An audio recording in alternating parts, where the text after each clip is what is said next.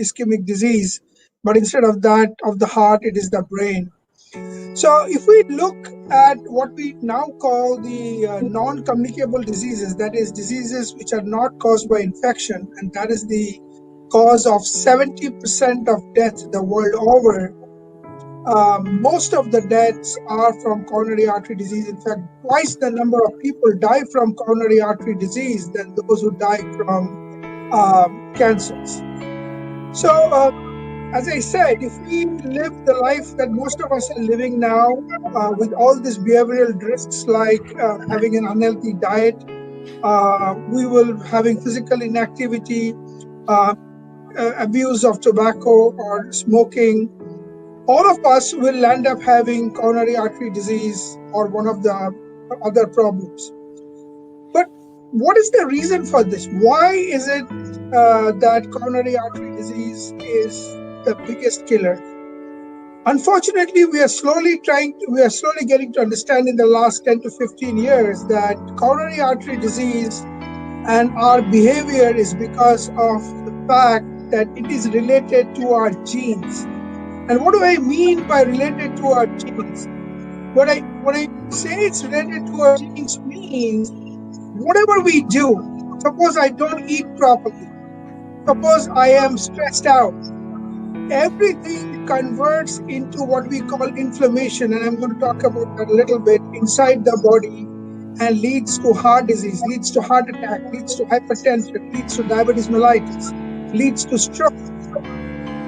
So even your daily existence can lead to coronary artery disease. You might think, oh, what am I hearing? Yes, that's true. Even your daily existence can lead to coronary artery disease or can lead to stroke, can lead to you having uncontrolled diabetes, can lead to you having uncontrolled blood pressure with 3 or 4 medicines. So understand what the stress is. So basically, for our understanding, let's divide it into two stress. That is the normal. Suppose I have an exam tomorrow. I'm looking for a raise in my salary. I'm going to take a better job. So that causes stress. And that stress is normal. It's a good stress because what it gets the body prepared for doing things that the body wants to, that you want to achieve. You want to achieve a better lifestyle. You want to achieve a better job. You want to become a better student. You want to stand first in your school, college, university, wherever it is. You want to become a doctor, engineer, accountant, business person, corporate leader. So that's a good stress. But unfortunately, when stress lingers on, despite you not having any immediate reason for stress, that becomes a distress. And that distress causes changes in the brain, causing anxiety and depression, causes changes in the body, causing your heart to become to beat faster, sometimes having dangerous arrhythmias, causes your blood vessels inside the heart to get blocked with fat, and ultimately which causes coronary artery disease. And the similar things happens inside the brain, and you develop what is known as stroke. So, and the worst thing is all this adds to aging. You get older and older and you age. Now, let's understand why this is so. So today you got up in the morning. If you're living alone, you got up. You must have made some tea or coffee for yourself, and you started beginning your day.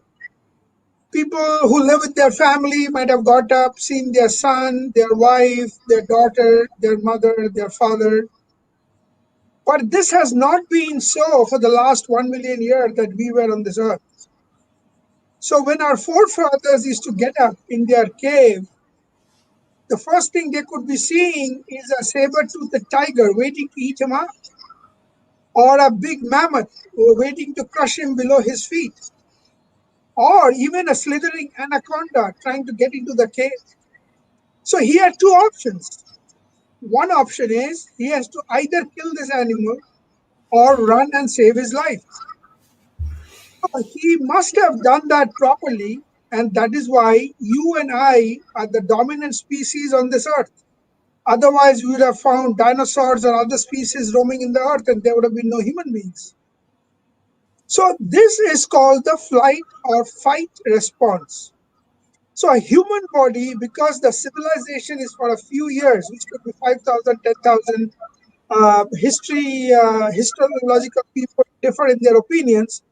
But whether it's 10,000, 15,000, or even 20,000, it doesn't matter because we spent millions of years staying in caves when we were not humans staying in a living society as we do today. So, flight or fight is a living response to save us, to make us the dominant species on Earth.